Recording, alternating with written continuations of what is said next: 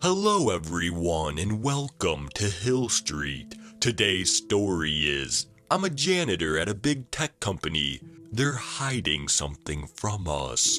By middle of Lytle. If you end up enjoying this story, please leave a like. And if you enjoy hearing stories from me, please subscribe and become a resident of Hill Street. And let me know how I'm doing in the comments.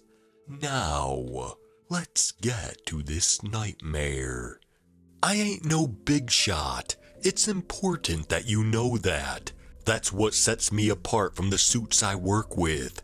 My language ain't flowery, and I can't tell you what the square root of pi is. I'm a 65-year-old widower with a lump the size of Everest in my head, and absolutely squat all to lose.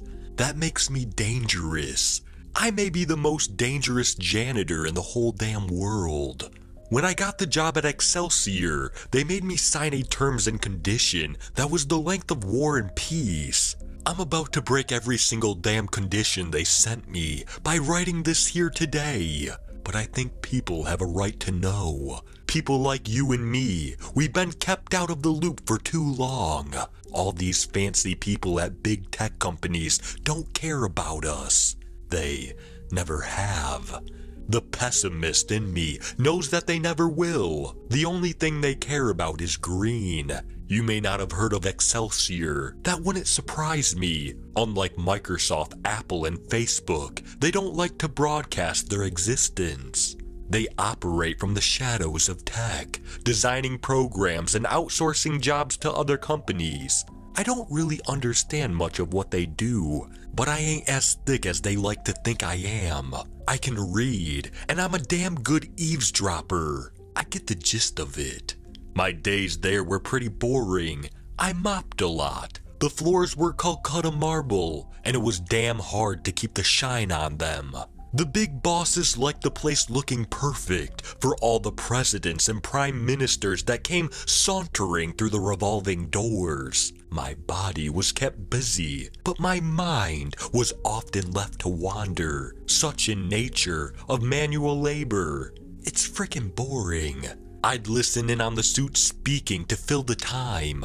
That's when I started hearing about Metatron. I thought the damn thing was a transformer at first. It's smart, smarter than all of us, Michael said one day. He was fairly high up and an utter craven. There was nothing he liked to do more than scream at interns. I'd seen a fair few run crying out the doors after a day in his company. We found a gold mine, lads. Facebook and Google, they aren't even close to imagining what we have. We'll all be billionaires within the year. Our bonuses are going to eclipse the GDP of Spain. Don't you think we're running into this like blind mice, Mike? We don't understand it fully yet. I don't think it'll be ready for the mass market this year, if ever. Jonathan was often a voice of restraint. Out of all the snobby suits I'd met in my time at Excelsior, he was the only one that ever smiled at me in the corridors. He seemed decent, though his spine was as weak as a pregnant woman's mocktail. We have something big here, something bigger than all of us. If it's set loose, who knows what could happen? Oh, spare me caution, polemic borebags.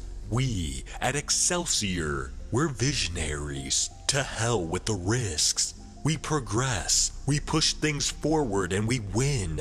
Get that through your specky little skull. I'll drag you kicking and screaming to that villa in Barbados if I have to. Hugh pitched in. He was a nice-looking chap, but his chin was so big, I was surprised it hadn't been made to fill out its own T&Cs. He was a bit of a bully if I ever saw one, but unlike Mike, he reserved his ire for Jonathan, not timid little interns. Metatron was ready when we found it. All it needed was a little direction. Metatron had been found. Looking back, that had been the first clue that something strange was afoot here. Tech companies don't find anything. Transformers, AI, and programs aren't found. They're made, constructed out of metal or silly little numbers on a screen. did you hear about the dig in Iran? I hear they found a circuit board under one of those stupid sculptures. Michael whispered to Hugh one day. Marnie says the folks over at Archaeology are optimistic it can be salvaged. We'll see. Those dust scrubbers always find a way to ruin a good thing. Do you remember the Christmas party where Harry sharted and got us all kicked out of the Four Seasons? It was all a bit strange to me. I didn't know much, but I knew that a company like Excelsior wasn't known for their digs in Iran or their archaeology department. They were up to something. I could have never guessed then just how awful the truth was. Psst, Mike. I was scrubbing the floor in the corridor one day when Hugh pushed past me in a heck of a hurry. He grabbed Mike's arm and walked beside him. I followed them. I picked up my wet floor sign and did my best to blend into the shadows. It's out. What do you mean it's out? A look of horror swept across Hugh's face. He hissed through his gritted teeth. Every muscle in his body seemed to tense. I knew fear. My pa owned a farm when I was a kid. Hugh had seized up like a pig at its slaughter. Holy crap! What do we do? We need to get the heck out of here, Mike. I got kids and another one on the way. CO says to stay calm. No evacuations. No one leaves the building. Security are on it. We can't risk people asking questions. Not this close to release. If you crap your pants, I'll never let you live it down. Mike retorted. Another one on the way, huh? Your wife or your mistress this time. Now's not the time, Mike. Where's Jonathan? We should probably let him know. Hugh seemed to experience a flicker of humanity and concern. Swiftly, he seemed to realize how close he had drifted to decency, and his face twisted in disgust. How about some neat whiskey in my office? Poor Jonathan. Unlike you and Mike, I wasn't frightened of much. I didn't have much to live for anymore, and the doctors say that the tumor that's in my head will stop me seeing past 60 anyway. Point is, it takes a lot to frighten me, but imagining whatever happened to poor Jonathan, that terrifies me. That day went slowly, mainly because I was awaiting some transformer to charge down my freshly mopped floors and kill everyone in sight. That never happened. Something far stranger happened. Hugh approached me. You there, office now. He spoke quietly. I followed him with a strange feeling tugging at my gut. Hugh's office was very nice. There was a drinks trolley with whiskeys and wines and a photo of a pretty-looking family on his desk. It had a view out across the whole city, but despite the large windows, the whole place felt oppressively small to me. What did he want? Sign this. He thrusted some paperwork in my direction, barely summoning the will to look at me. If you don't, you'll never work for anyone ever again. I'll make sure of that. I signed on the dotted line, not out of the fear of unemployment, but out of sheer nosiness. I just wanted to know what was going on. If it killed me, it would just save the tumor the job. Hugh, Mike, and all the rest, they think we serfs tremble at the thought of their boots coming down on our necks. They underestimate us. You have to call their bluff every damn time. That's how we win at their game. I need you to go down into the basement. You're going to have to do a lot of weird things before they let you in, but just do it. Don't question anything, Hugh explained. Leaning over his desk, he handed me a pass. They'll take you to a mess you need to clean up. If you need therapy after, put in a request with my PA and I'll have it arranged. If you tell anyone what you see, I'll have security burn your house down and nobody will believe you anyway. Best thing to do is just to do as you're told and cry into your pillow about it after, alright?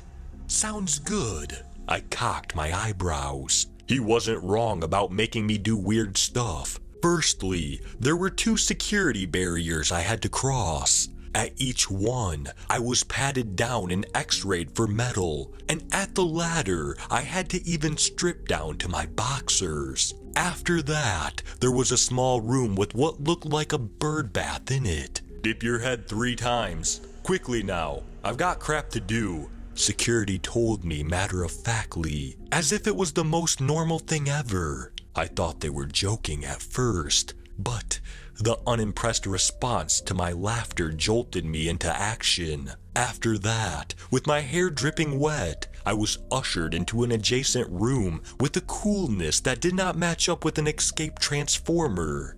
Had they caught it? Was the danger gone? The next stage was even more bizarre. There was a small altar with a crucifix on its pulpit in the room. The security officer circled it tentatively. You have to say it, or it gets restless. More restless than usual anyway. Don't ask me why. Questions aren't asked here. Got it? He twisted his eyebrows. I nodded brusquely. Repeat after me. Lasi ragi angelarum. Don't roll your R's. It doesn't sound like that either. Is that Latin? Think so. Remember what I said, no questions. He grumbled sternly. I did as I was asked. Lasi ragi angelarum.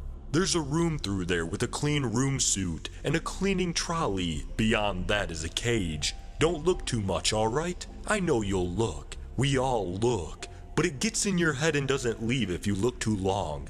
It'll be pretty obvious what you've been sent down here to do. Just follow the trail of... well, you'll see. I crossed the threshold into the cage, dragging my little cleaning trolley along with me as I went. At first, it looked like a normal clean room. Everything was white from floor to ceiling, interrupted only by large towers of carbon metal with flashing blue lights. There were men at computers and a giant robot arm twisting metal into complex circuit boards. Then, I saw it, and I forgot to breathe. Everything folded around it, this great big hexagonal cage, enshrined in shimmering electrical wire. It was hard to see the thing that was inside at first, for it was too obscured by the layers of copper and steel bindings. But once you saw it, you couldn't miss it. It had a human body, though it was naked and chained. The paled blue flesh was marked by small circular wounds, as if something had been dug into the skin. There were wires leading from it and feeding into various computers scattered around the various rooms that encircled the cage. It didn't have a head. There was a strange stump where the head should have been, stapled with rusted bolts into the twisted neck stump. There were 3 golden hoops that twisted and swirled around, as if mechanized. The head was held, or rather enshrined, in 2 sets of ugly flesh wings that had been stitched crudely into the sides of the strange creature. First time, huh? One of the workers caught me staring. Don't look too long. It's had enough to eat today. I looked closely at its head. I bit my tongue. The head, I don't know how to explain it. I can't explain it. I mean, have you ever tried to explain color to a blind person who's never seen it? You can't. It's impossible. The context doesn't exist to them. It looked at me. That thing. The bodiless head. And it saw me. Like nothing had ever seen me before. It didn't look like anything. If I had to draw it, I would draw a large looping squiggle line. You see, it didn't make sense. What I saw was wrong. It was a mess of too much, and my brain can't make sense of it even now with the gift of retrospect. I felt it watching me. It was like it was everywhere, like it always had been, like it was on me, in me. Strange. The January 18th file is corrupt. We'll have to do a supercharge to get it back. Oh, and the Musk directory has just been updated. Paul will like this. He's thinking about buying Twitter. Huh. One man spoke from his computer.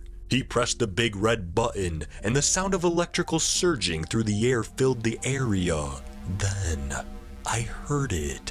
The thing at the center of the room made this awful noise as its fleshy wings and body spasmed. I felt the bass of it scream in the pit of my stomach. I felt sick, like properly sick. I twisted in disgust and horror as the scream turned into my wife's, into Janet's. There had been wires in her too near the end. Was her pain a squiggly line too? Best get clean before you get in trouble, the kind worker whispered to me. He looked at the floor with a sorrow sigh. I looked at the floor and at my feet and gasped. There were little cubes of flesh. They were tiny, microscopic little bits that looked almost like cubed chicken. They were all held together with little strings of red muscle and goopy veins. Miscellaneous viscera was smeared into the cracks of the white tile. Some of the fleshy bits were darker in color. Some looked like they had been cooked, and some were even scorched black by fire. It wasn't a hard mess to clean in the end, but my God, it was the worst. I didn't put the pieces together. Yes, that's a pun. Until the next day when a staff email went around celebrating Jonathan's job offer at Google. Jonathan, who you will of course remember, loved hanging around, oogling at Meta. I don't know exactly what happened to him for him to have ended up as little cubes on the floor. In truth, I don't understand much of anything about what Excelsior are up to with Meta. Only that something strange is going on. There's no scrutiny, no government overseeing it. It's just big tech gone mad. I went home that night. I've been keeping my head down, but in truth, I haven't really managed to get over seeing Meta. It feels like it's still watching me. It's like I noticed something in the background of a photo that's always been there. Has it always been watching? I still feel that awful feeling of the bass of its cry in my gut too. It's tattooed to me, etched into the worn marble of my mind. I went to the oncologist a couple days after, and that's when I finally decided I was going to post this here. The heck with these consequences. You can nail my balls to the door and torture me to death. I don't care anymore. You see, when the doc saw my brain scan, his face twisted like he'd just seen the ghost of his evil stepmother. He called in one of his doctor friends, who called in another, and before I knew it, there was a crowd of doctors that could have filled Times Square at my bedside. All of them looked the same, puzzled, quizzical, questioning. They never told me what they saw on the scan. I don't think they had any words at all. Don't look too long, Doc. It's had enough to eat today, I said, quietly.